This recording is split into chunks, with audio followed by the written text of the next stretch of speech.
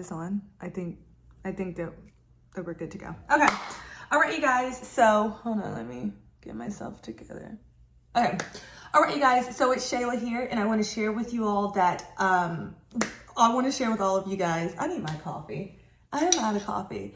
I want to share with all of you how to get your PMP and how to fill out the application. That's what this process is about. After I pass the exam, then I'll go ahead and show you all the steps and tips and tricks that I did to pass the exam. So let's get started and let's make me another coffee. Okay, so I am back. Iced coffee is in hand, as you guys saw. So we're gonna go ahead and start about just some initial background stuff. I'm also a very heavy night owl. So that's why I'm up. It's late at night. It's 10:28. That's not even late enough for me. And so we're gonna go ahead and start talking. Side note, this is my desk that I work from.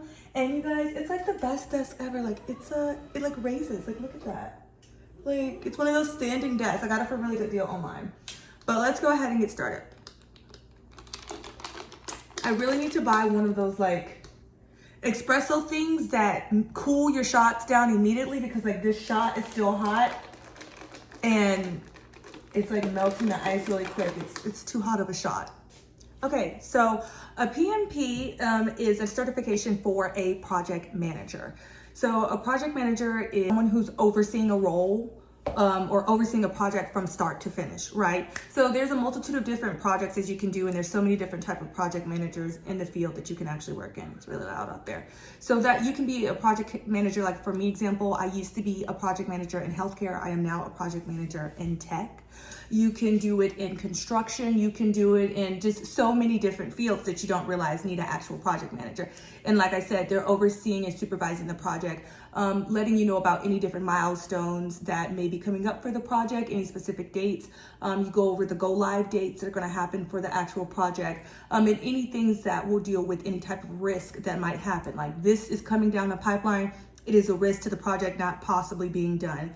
They go over the project budget, and it's really just overseeing the team, which you also will work with the team and key stakeholders and things like that, and those key people, and ensuring that they're doing what they need to do for the project to go according to how it's supposed to go. Now, you don't physically do any of the work for the project necessarily. You are only instructing those people and supervising what they should be doing for the project. You do create like different type of deliverables and timelines and Gantt charts and things like that, which is another different type of timeline. Maybe you'll go over the critical path for some of the projects and things like that. It's a multitude of things that you will do when you're a project manager, but that's essentially what it is. I can put like a formal definition down there if you guys like.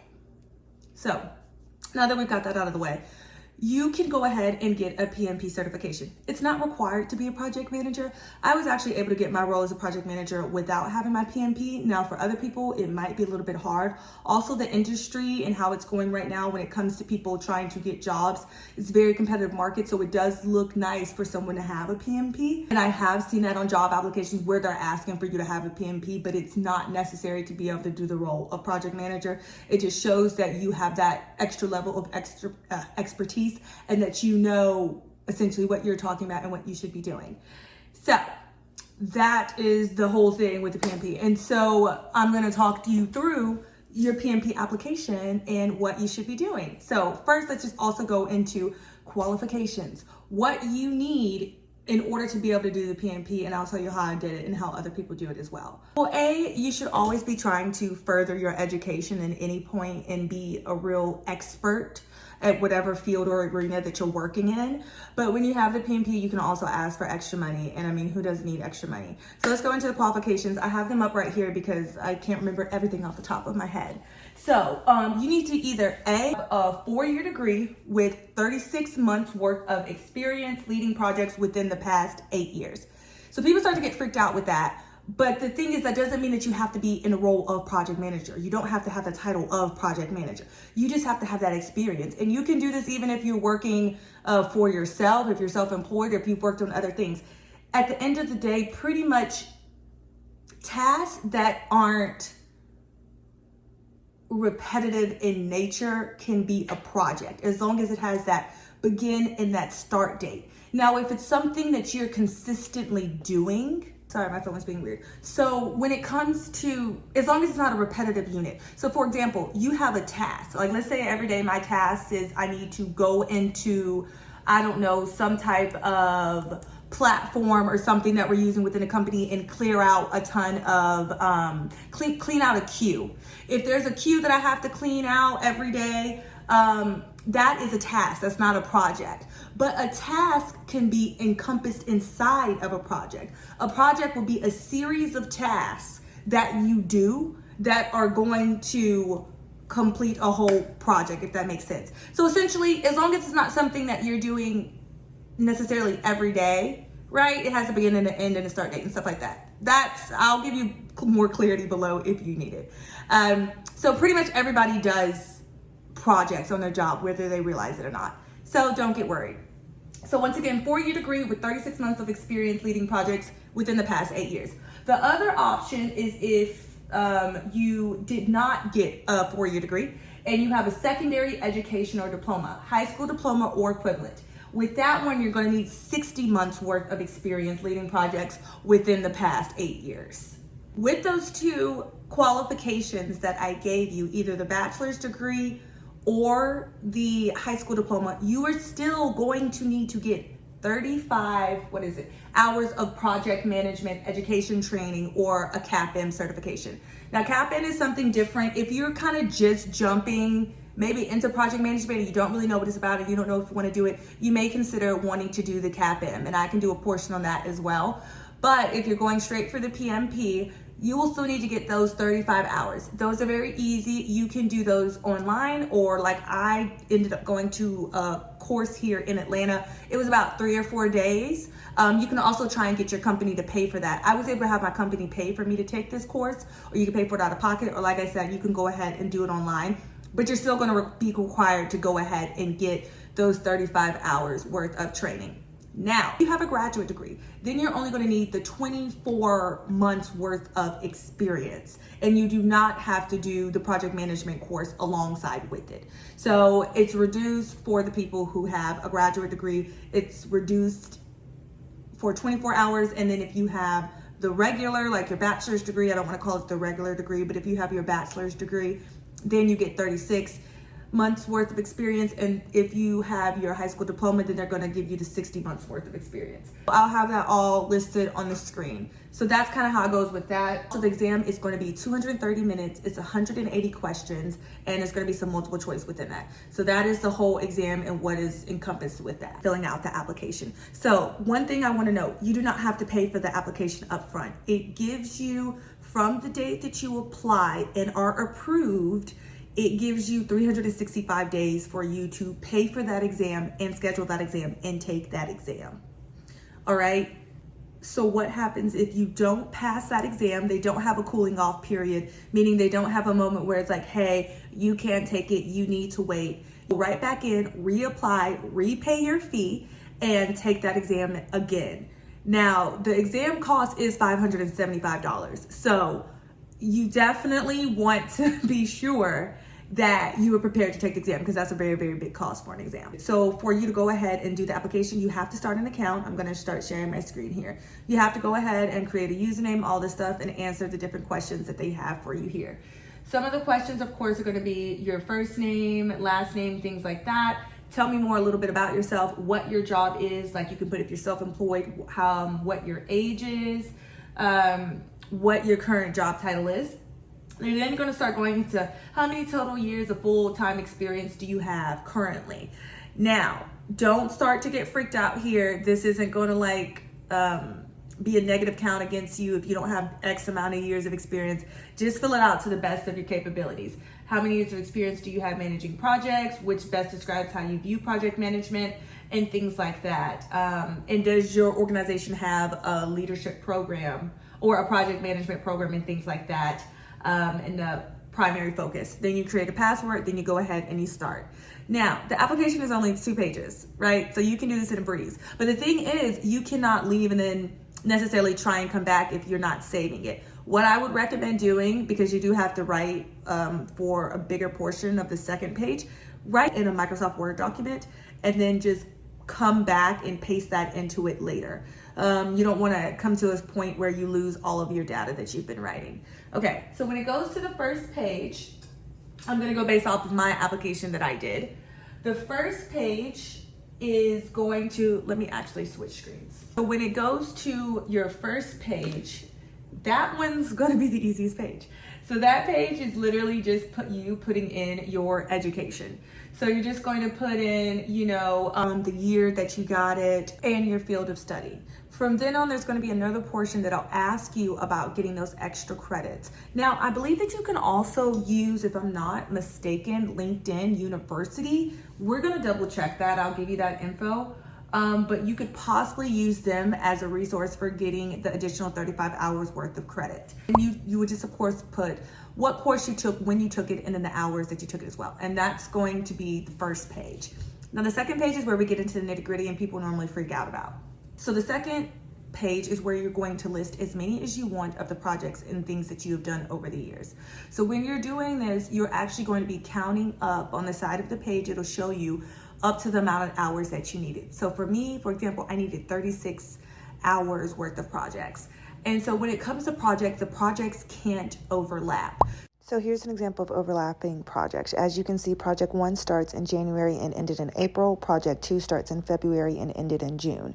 But you're only going to be able to count project 1 from January ending in April, and project 2 would only be able to have the dates of May and June. So if I were you in this situation, I would push project 2's date to therefore start in May, and then I would also end up pushing project 3 as well, because you don't want project 2 to overlap with 3.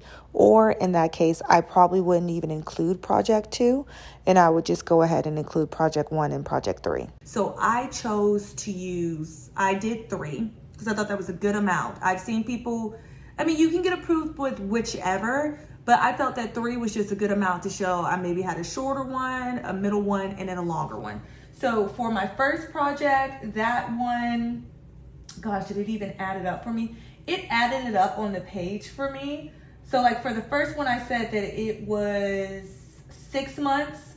I think the second one was another 6 months. And then the one after that was like basically almost a year. I can put the exact information on the screen and show you out of the projects that I did, what actual amount that they added up to. So, and that is, once again, at your discretion. You can say when it ended, when it began, and things like that. So you're going to go through, put in the title of the project. Once again, that's at your discretion too, whatever you titled that project. Only you would know that. And I just titled mine based on whatever the project was about, is how I titled mine. You put your organization, your job, and then you do functional reporting area and organization primary focus. So for my functional area, like I said, when I was doing this is when I was in healthcare. So I think I just did other. I was like, look, none of these really match up to what I'm doing, so I'm gonna put other. But for the actual organization focus, I put healthcare because that's the field that I was in. Once again, do what is applicable to you. Next, it goes your approach. So this is where we get into project management, and there's many different approaches. Well, there's really just traditional, which is your waterfall method. Then there's the agile method, and then you could also do a hybrid. I would say agile you normally see in a tech environment. When I was doing most of my stuff, it was actually traditional, which is that waterfall method. And then sometimes you can be a hybrid mix between. When you're doing traditional, you're just having your standard. This is when the project starts, this is when the project ends. When you're doing an agile, that's when you're dealing more kind of with sprints, which means you're taking everything in kind of like bite-sized pieces when you're completing the project. Traditional, like you're going like boom, boom, boom. This is step 1, this is step 2, this is step 3. I kind of think of it as, I don't know, like maybe if you're just making a sandwich, you put on the lettuce, you put on you got the bun, you put the little toppings on it, you put the the lettuce, the tomato, and then here you go, here's what your sandwich is, or here's what your burger is. When you're doing agile, you're working simultaneously on different parts of the project, so you're never really truly, like, I guess, done. And agile is more iterative, meaning that you're coming back and forth with the project. And that's why I'm saying like you're never really, you are done, but you're continuously coming back to something. So for example, if I am building a house, I'm going to go ahead and start with the foundation, then I'm going to go with the next portion of it, and let's say we paint the walls. But then I might come back and be like, hey, you know, do you like this color? Is this a good color for the walls, right? I'm taking that customer feedback, I'm taking that group feedback with me, versus with traditional or waterfall, you're just going, this is step by step by step, and this is the process, and here's how it's go. We're not going back to debate anything, because when you get to the very end of doing traditional waterfall, there is a phase where you're going to go through and take in that feedback, and you can apply it to the next project, and you will, you know, have a conversation towards the end of the project about what could we have done better, what are our lessons learned, and things like that, and that will be applicable to the other project. But Agile is not really like that.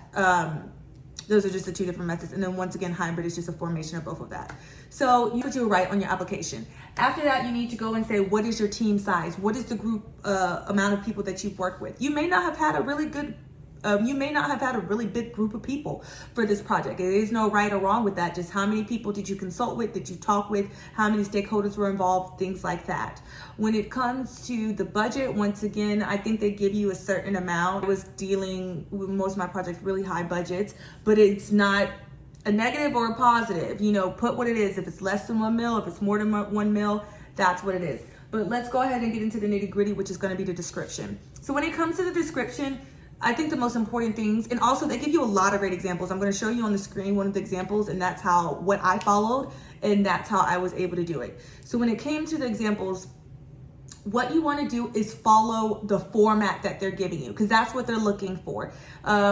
Not saying it's not so much about the words, but it's about the format and the structure that you're using, and making sure that you're using the proper terminology when you're describing what it is that when you're describing what it is that you're doing. So for example, for one of my descriptions, I won't give too much details, but I'm gonna go ahead and say like project objective. That's what you start out with. So I started out with my project objective, which was a lot of tracking and locating of certain things. So that's what I put in there. Next, I went to the project outcome. What was the output? What was that outcome? And what I needed to do. So you will write what your outcome is on that project. For the role, I literally, and what I want you guys to see is I literally wrote the definition and then put the actual description after it. So I put project objective : I put outcome of project : I put role in or role on the project : my role is like, so for role, I put my role in the project is that of a project manager. That's what I did on all of mine, because that's what my role is. You don't have to make it too wordy or really sugarcoat what you did. And then also responsibilities. I put about 3 different, maybe not 3, I'll say about 4 or 5 different things that I've done within that role. So for example, some of the things that I put was just like, you know, as the primary project manager on this role, what I did was, you know, I started off with a project plan, for example. I started off making a project charter. And these words that I'm using is terminology that you would have learned or you can learn about projects. You know, you start a project charter that'll go through the different budgets and the timelines for the projects. You know, and so that's something I would say like, hey, I started a project charter to do this. The next thing after I did that is that I developed some deliverables so that we can go through a timeline for the project. I created a Gantt chart that gave us that timeline, for example. I then spoke with key stakeholders, and while speaking with those key stakeholders, I was able to assign certain tasks for them to do. When we were actually working on the project, I was able to coordinate and work with these different consultants on the project, and was able to establish new processes or processes. I think it's processes, establish new processes that we were going to use in the future.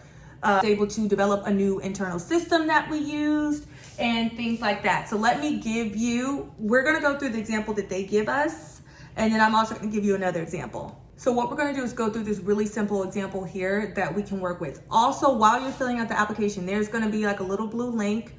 I'm trying to see if I can get it on the screen, but there will be a little blue link. You click that and it's gonna take you to another example. And trust me, Just go ahead and do it pretty much to a T, and you have the format. Just follow that, not word for word, but of course, putting in what you actually did, but making sure you're using the correct terminology. So let's take this example here. To research, design, and present training materials for onboarding new employees at an internet and cable installation company. You don't even have to put the second part. The project was scoped at 5,000 and was originally scheduled to conclude in 6 weeks. You don't even need to put that. Just put the objective: to research, design, and present training materials for onboarding new employees. So that's pretty simple. You were creating some training documents. That's what it means in layman's terms. Your role. It was, in my role as project manager, I managed the whole project from kickoff, which is the start time, until we handed off the training materials to the HR team. That's great. You also don't have to put that. I literally put, I function in my role as a project manager, but you can put that if you want. Next, you go responsibilities and deliverables, which I don't even think, let me go back to my application. It just says responsibilities. So you can just put what your responsibilities were. You didn't even have to put deliverables. So very simple. Just like I was saying, I developed the charter, and WBS stands for work breakdown structure. It's another project management term. It's just how you're breaking down the work into smaller units. Then it goes into saying, I obtained approval for key stakeholders. I prepared, and so when the IN, so I didn't even do this, but you can. This is an example. The IN is when you do projects, you go into different phases. So you have the initiation stage, the planning stage, the execution stage. You can do that. For the project that I had that was like I said almost a year, I did that. I went through and said this was the initiation stage, this was the planning stage. And the reason why I did that was because it was such a long project. I needed them to really understand why we spent so long in that project, which there's a lot of reasons, but I really wanted to break it down. For the other two that were about 6 months, remember they were not overlapping. Those were fine. I did not do this, but you can. Then they say, I prepared the project plan and created a work breakdown structure with considering, even though they already said that, with considering time, cost, and quality. I coordinated the execution of research and development of the materials. In layman terms, meaning they went through, they probably went on Google, probably looked at some other stuff that they had for training materials that maybe they had in like the deck or the company had. And they looked through those files and they're like, oh, this would be great for training materials. I monitored the project timeline, ensuring all milestones were being achieved on schedule. So that probably means the time frame is like, hey, your boss was like, hey, I need you to create these training materials. And I'm not trying to diminish this role in any way. I'm just telling you in layman's terms what this means in a simplistic format so you can understand. So it most likely meant your boss was like, hey, you know, let's say it's January. We need these training materials ready for training that happens, I don't know, in March or April or something like that. New recruitment happens in April. So that is your timeline. So you need these. So that's what they're saying. They monitored the timeline to make sure that maybe bi-weekly they were meeting with their key stakeholders, which was probably the directors or their boss, saying, hey, is this, are we on the right timeline for this?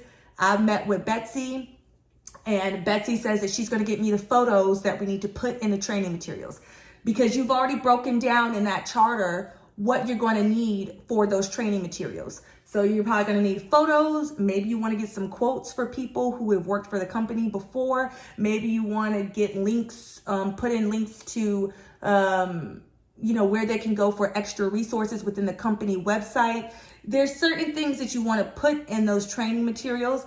And in that timeline, maybe you're like, okay, great.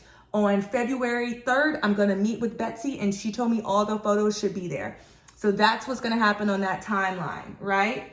And making sure that everything is being executed on schedule. Now, let's say that Betsy ended up going on vacation the week before the 3rd. So, and you meet with your boss and you're like, hey, Betsy went on vacation, but I need these photos, but she didn't send me those photos. That is a risk. So you can say, hey, we are at risk of having to extend our project deadline because Betsy decided to take a vacation, didn't tell nobody, and didn't give me the photos, right? So you can also put that in there as well. I work to mitigate certain risk is a way that you can break this what they did down. I want to say once I obtain acceptance for the project deliverables. Once again, project deliverables are the things that you have created for the project. So maybe the timeline that you created, the actual, any type of paperwork and things that you're doing. Maybe you created an Excel spreadsheet that outlined what everybody's supposed to do. Those are deliverables. I archived project documents and materials using generally accepted practices to comply with statutory requirements. That basically means you archived or put away those files. Let's say there's a file folder that everybody uses and that you put training materials. You put them there so that in case somebody needs them in the future, that is where those files went. And statutory requirements, they're just saying up to the standards. Maybe that's how your company is. Your company's like, hey, put them in this file folder, we lock it so nobody else can have it. That's literally what this description says. Now it seems maybe all like super wordy, not wordy, but it uses a lot of terminology that you may not be familiar with, but it's really as simple as that. I just broke down exactly what they did. And then they did their outcome, which their outcome should be at the top, which is how it is written when you do the actual application. The outcome was training materials were presented to key stakeholders on schedule and under budget, and once approved, handed to the HR team for use in future new employee training sessions. You always want to say what happens at the end with the project that you've done. Either you handed it off to someone, you hand it off to someone else after you're done. If you've, I don't know, completed a new training software program or something, you worked with the final group to make sure that all the new employees understood how to use the new training software and you were done with it. Or you created some type of lessons learned after that. So a lessons learned would be just a sheet or whatever of everything that you learned for this project. In case it comes up again, you pass it over. You always want to pass it off or something like that. So this is a very good simplistic example of something that you can put for a project. It's not too crazy. It's very simple. Some key points that I always want you to remember when you're doing your application. Make sure you're putting in, like I said, your role in what specifically you did. What teams and individuals did you work with? Did you work with IT? Did you work with accounting? Did you work with other project managers? Always mention key stakeholders, who those people above you, what you did with them, what you did for them. Always mention that, there was a timeline established, that you did some type of timeline. Mention that you monitored the project in some way, that you supervised it, what a project manager should do. Mention that you had deliverables. Some type of deliverables were, created and developed that you use. Mention the fact that, like I said, you can mention the phases that you want to mention to. If you dealt with budget, mention the budget. Mention, that this project was over this amount and I had to, like I said, go through the budget and make any changes to the budget, or oversee and ensure that we didn't spend over budget, or say that you met budget, or whatever it is. Always wrap up the project. What you did to wrap up that project, the lessons learned, who you handed it off to, things like that. Make sure you mention those key points when you're describing what you did for the project. And there's other key phrases that you can use and things too. Mention, kickoff meetings, right? Go live dates, things like that, which all pertain to the timeline. Mention the fact, managing expectations. You manage the expectations of your stakeholders by doing X, Y, Z. You manage the task executions. You make sure that it got executed by doing X, Y, Z. There are a lot of different examples, and I'm going to link some examples below of what I found online that are very, very good. And it can be applicable to anything that you're doing. But I feel like if you mention those things in the front, if you follow the examples that I've given you, if you even follow the example that is linked on the actual PMP site of what they're looking, then you will be perfectly fine. Now, I remember I went on Reddit because I was unsure of how many projects I should do, and I was also getting tired of writing and doing the application. Like I said, it really is determining, it really is up to you. I would not, you can do what you want, but I wouldn't put just one, right? Because I know people who have put just one, and I have known people that have gotten audited. So auditing can happen at any point in any time, but mostly it happens when you're filling out the application. And that's the most nerve-wracking part, because it's like, oh my God, I got audited. So auditing is just when they're gonna ask for a little bit more clarification. I did not get audited, thankfully, but it's also not anything to fret over, because when you get audited, all they're going to do is literally tell you that you need to identify, I think it's 2 different references or people who can verify that what you said that you did on this application is correct. So mostly you'll have to reach out to like a manager, a boss, a coworker, whoever who can verify that what you did on the project is correct. What'll happen is you'll just ask, just like a normal reference. They will get your email, you will get an email, it will say, hey, this person is being audited. Can you verify that this is what they did? You'll read through whatever it is, and then you will sign your name, and then shoom, it's done. That was the audit. So it's not as nerve-wracking as you're thinking. It could hold up the process a little bit. And they always like to say auditing could happen at any point inside. You know, even after you've gotten your exam, you could be audited. But for the most part, it's when you're initially doing that application. Right? So after you do the application, you go ahead and submit it. I don't know if they say like maybe 7 or 10 days. It took me 5 days. I think I also had to go through the weekend, but it was 5 days before they let me know. I'm gonna let you know they also didn't send me an email. They really didn't. Like I kept checking back, and then I went on the website, and the website was like, oh, you've already been approved. You got 364 days. Like I had missed a couple of days for that year time frame that they give you. And after that, that's when you're going to go ahead and pay that $575. You can make it cheaper if you become a member, but it's one of those things where it's like, is it really cheaper? Because it's like, you still got to pay for the membership, which might be like $100 or something. So then it's just like, And then also, I know some people who feel like, okay, well, if I become a member, does that mean I won't get audited? I don't know, but because I had that thought too, but I really wouldn't live my life by that. I would just go ahead and fill it out. I know that people can help filling out applications. If you guys need any help, let me know, reach out. I would love to help people fill out their applications. No worry, no fret. Or overlook some things or look over some things for you guys. But really, it's not as nerve-wracking as I made it. And I feel like they've made it even easier with not necessarily needing references and by shortening the application. So I hope this helped you guys a lot. I'm going to be having a lot more of these info sessions and things like that, just on different things I'm doing in my life. I will tell you guys if you want to know more about the actual course that I took in order to get my hours. If you want to know any of the training materials that I have. Side note, also, whatever training materials you have, they may also give you a discount on actually paying for the exam. I am currently in the process of studying, and I will be taking it soon. So after I pass, because you got to speak things into existence, of course. After I pass, I will share with you guys some more tips and tricks that I've done in order to pass, but I can also still share with you training materials and stuff that I have now.